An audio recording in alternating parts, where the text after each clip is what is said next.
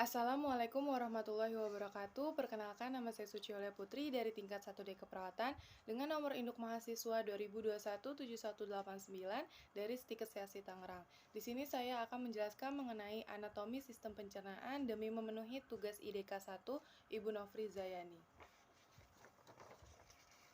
Saluran pencernaan yaitu organ-organ yang dilewati oleh makanan yang berawal dari mulut ke esofagus atau kerongkongan, ke lambung, ke usus halus, lalu ke usus besar, ke rektum, dan anus. Tujuan utama dari sistem pencernaan yaitu memecah bahan makanan menjadi ukuran yang cukup kecil sehingga bisa diserap dan menembus dinding usus masuk ke dalam pembuluh darah dan untuk diedarkan ke seluruh tubuh. Nah, ada 5 proses pencernaan, yaitu yang pertama ada proses mekanis dan gerakan, yaitu kunyah dan campur. Yang kedua yaitu ada sekresi, berupa cairan, enzim cerna, hormon, empedu, asam lambung, alkali, dan mukus. Yang ketiga ada digesti, yaitu menghancurkan makanan menjadi bagian terkecil yang dapat diserap. Yang keempat yaitu absorpsi melalui mukosa, lewat darah, dan pembuluh limfe. 5 yaitu eliminasi, material yang tak dapat diabsorpsi yaitu dibuang. Proses pencernaan, yang pertama yaitu makanan dan digigit, dikunyah, serta dihancurkan menjadi bentuk yang halus secara mekanik dengan bantuan gigi dan juga lidah itu di mulut, serta kimiawi dengan bantuan enzim-enzim dalam rongga mulut menjadi bentuk bolus. Nah, setelah menjadi bolus, lalu dikirim ke lambung melalui kerongkongan atau esofagus. Setelah di lambung, makanan diubah menjadi setengah cair atau cime dengan bantuan asam lambung dan enzim-enzim yang terdapat di lambung.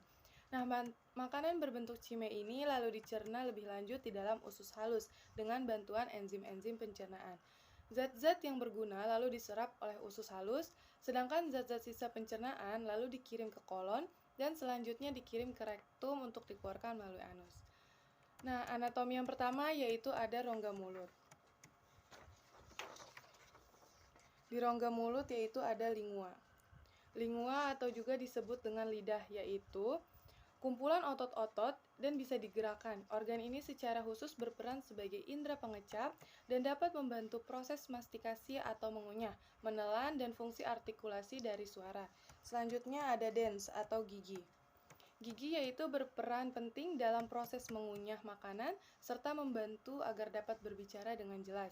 Gigi anak semulanya yaitu ada 20 buah, sedangkan pada orang dewasa yaitu ada 32 buah. Selanjutnya ada glandula sublingualis, yaitu kelenjar tubuh besar yang terkecil yang memiliki bentuk memanjang dan sempit, memiliki perantara 5-20 duktus sempit dan pendek, yaitu ductus sublingualis minor dan ductus rifinus, yang bermuara ke dalam rongga mulut pada pelikat sublingualis. Selanjutnya ada ductus glandulae sublingualis, yaitu saluran kelenjar sublingualis. Selanjutnya ada frenulum linguae, yaitu lipatan lidah yang menghubungkan lidah ke dasar rongga mulut dan tulang mandibula, berbentuk jaringan ikat fibrosa yang padat dan serat fibrosa superior dari otot genioglossus. Selanjutnya ada muculus myloideus, yaitu otot dasar mulut.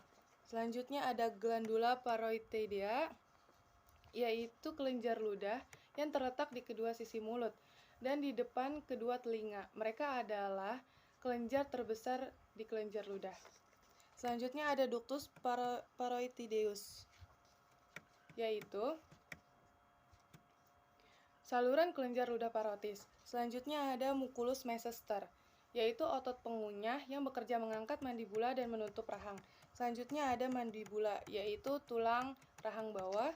Selanjutnya ada ductus submandibularis, yaitu saluran kelenjar submandibular. Terakhir ada glandula submandibularis, yaitu adalah kelenjar ludah. Dan anatomi yang kedua yaitu ada esofagus atau kerongkongan. Yang pertama ini ada incisor teeth atau gigi pemotong di bagian depan. Selanjutnya itu ada orofaring, yaitu tenggorokan bagian tengah yang terdiri dari uvula dan amandel. Selanjutnya ada epiglottis. Epiglottis adalah lipatan otot yang menutupi laring pada saat proses menelan. Selanjutnya ada piriform ricis, yaitu bagian seperti buah pir di hipoparing Selanjutnya ada tiroid cartilage, yaitu tulang rawan krikoid yang bekerja untuk otot, tulang rawan, dan lingkaran yang terlibat dalam membuka dan menutup jalan nafas dan juga berbicara. Selanjutnya ada krikoid cartilage, yaitu tulang rawan krikoid yang bekerja untuk otot, tulang rawan, dan ligamen yang terlibat dalam membuka dan menutup jalan napas dan berbicara. Selanjutnya ada cricopharyngeus muscle, yaitu otot yang terletak di esophagus, berfungsi untuk membuka saat makanan mendekat. Selanjutnya yaitu ada trakea. Trakea adalah tabung udara besar yang mengarah dari laring bronkus. Selanjutnya ada aorta. Aorta yaitu pembuluh darah arteri terbesar. Left main bronchus atau bronkus kiri. Selanjutnya ada diafragma. Diafragma yaitu otot yang terletak di bawah paru-paru dan jantung yang memisahkan rongga dada dan juga perut. Selanjutnya ada cricopharyngeal constriction. Terus ada aortic constriction, yaitu perlekatan aorta di esophagus. Inferior esophageal sphincter, yaitu katup bawah esophagus. Anatomi yang ketiga adalah lambung. Di lambung yaitu ada kardia. Kardia adalah bagian teratas lambung yang berbatasan langsung dengan esophagus. Selanjutnya ada fundus ventriculi, yaitu bagian yang menonjol ke atas terletak di sebelah kiri osteum cardium dan biasanya penuh berisi gas. Selanjutnya ada serosa. Serosa yaitu jaringan ikat pelapis luar yang terdiri atas jaringan penyambung yang kaya akan pembuluh darah dan jaringan adiposa serta jaringan geng selapis atau mesofel. Selanjutnya itu ada korpus. Korpus disebut juga dengan badan lambung. Ada rugae mucosa, yaitu jonjot selaput lendir lambung. Curvatura major grastis atau lengkungan kecil lambung. Ada curvatura minor grastis, yaitu lengkungan kecil lambung. Untuk curvatura major grastis yaitu lengkungan besar lambung. Curvatura minor grastis yaitu lengkungan kecil lambung. Selanjutnya ada antrum pyloricum, yaitu rongga melebar di lambung. Canalis pyloricum yaitu saluran muara lambung. Sphincter pyloricus yaitu katup lambung bawah. Ada pylorus yaitu muara lambung yang berfungsi mengatur masuknya makanan dari lambung ke duodenum.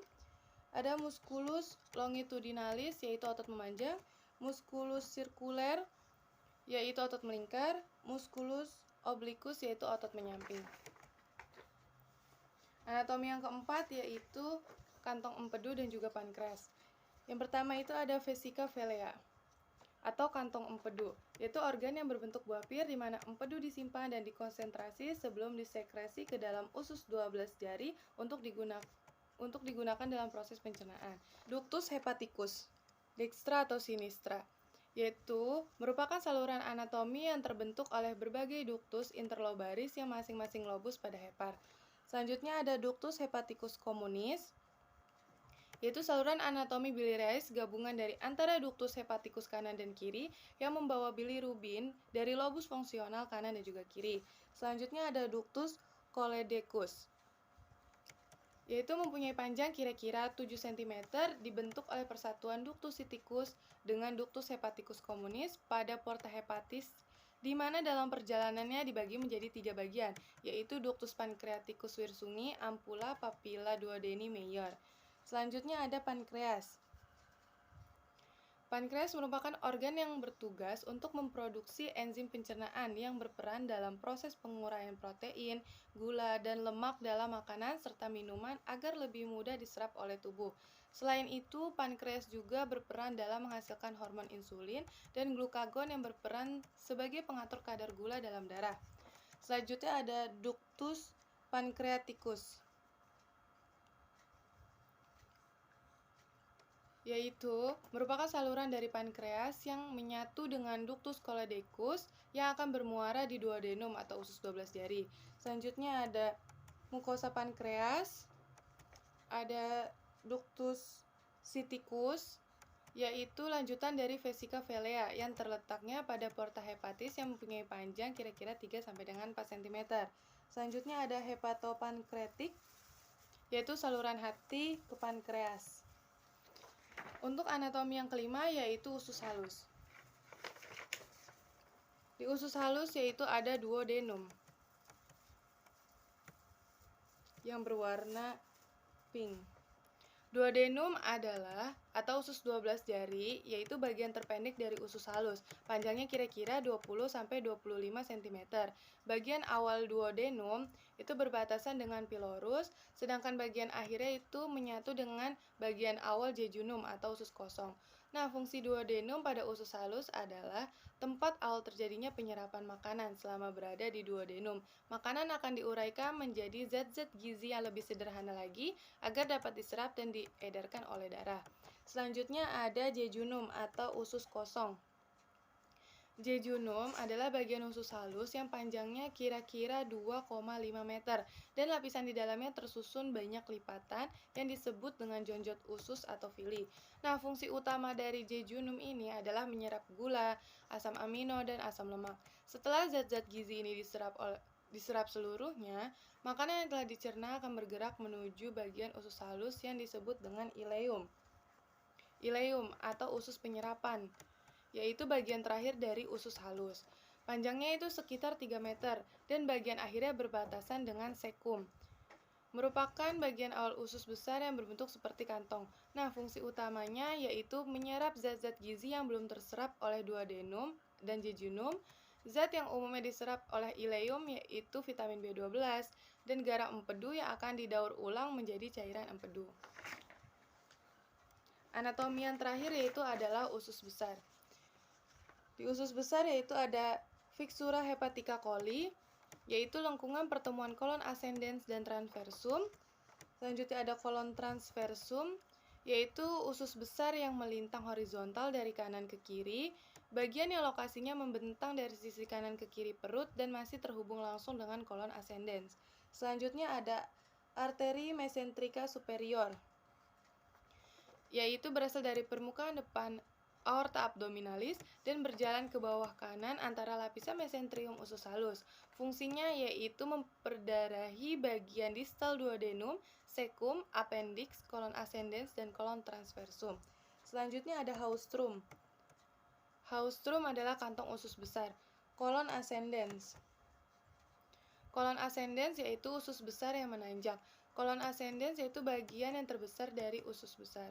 Letaknya yaitu berada di dasar perut kanan bawah dan ujungnya berakhir di samping hati.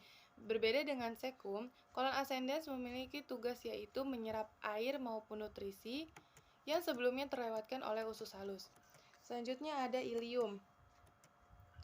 Ilium yaitu tulang usus. Ada valvula iliocecalis. Selanjutnya ada sekum, yaitu peralihan antara usus kecil dan usus besar. Di sekum terdapat pula umbai cacing atau usus buntu. Selain berguna untuk menyerap sisa air dan garam, sekum juga memiliki katup yang tugasnya mengendalikan jumlah makanan yang masuk ke dalam kolon. Saat makanan masuk ke dalam sekum, maka ia akan meneruskannya ke usus besar. Pada sekum, melekat pula struktur berbentuk seperti cacing yang bisa kita kenal sebagai usus buntu. Selanjutnya itu ada appendix vermiformis, yaitu umbai cacing. Ada flexura linalis coli, yaitu lengkungan pertemuan kolon transversum dan descendens. Mesekolon transversum, yaitu otot yang mendukung untuk menempelnya kolon transversum. Appendix epiploike, yaitu kantung kecil peritoneum yang berisi lemak. Kolon descendens yaitu usus besar yang menurun. Setelah makanan melewati kolon transversum, maka akan diteruskan ke kolon descendens yang letaknya di sisi perut sebelah kiri. Kolon ini bertugas menambung feses sementara sebelum diteruskan ke bagian rektum. Selanjutnya mesenterium, yaitu akar usus halus. Taenia coli, yaitu pita usus besar. Kolon sigmoid, yaitu terusan dari kolon descendens. Dalam bagian usus besar yang berukuran pendek tersebut terjadi kontraksi yang kuat agar feses dari kolon descendens bisa dikeluarkan melalui anus. Selanjutnya ada rektum. Rektum yaitu bagian bawah usus besar yang berukuran kurang lebih 15 cm yang terhubung dengan kolon sigmoid. Bagian usus besar ini yaitu fungsinya menyimpan limbah dari kolon hingga tiba saatnya dikeluarkan oleh tubuh melalui anus. Ketika ada limbah seperti gas atau tinja masuk ke dalam rektum, akan ada sensor yang mengirimkan rangsangan ke otak. Selanjutnya, sistem saraf pada otak akan memberikan sinyal kapan saja gas atau tinja tersebut dikeluarkan.